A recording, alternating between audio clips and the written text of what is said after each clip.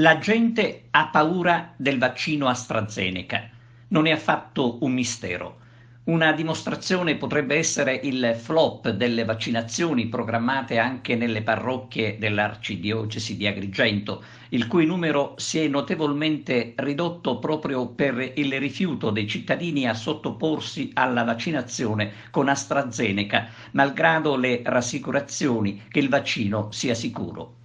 Ma stanno diventando troppi i casi sospetti per cui è più che legittimo il rifiuto di sottoporsi alla inoculazione. Ci si chiede se è sufficiente la modifica del bugiardino per rendere sicuro il vaccino. Se lo chiedono le persone che vorrebbero vaccinarsi ma non ci stanno ad essere quasi costrette a farlo con AstraZeneca. A questo punto, sostengono in coro gli interessati, non intendiamo fare da cavia e se il vaccino ha dato i problemi che conosciamo, sarebbe onesto ritirarlo definitivamente.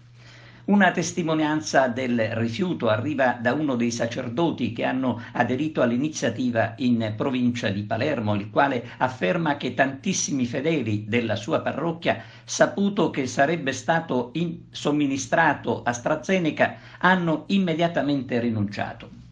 C'è grande sfiducia, soprattutto adesso dopo lo scandalo alla Regione.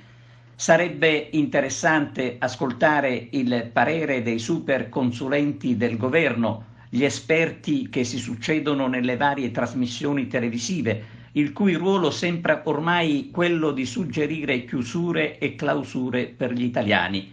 Ecco, sarebbe interessante anche sentire cosa ne pensano dell'affare AstraZeneca. Il flop c'è e non si può nascondere.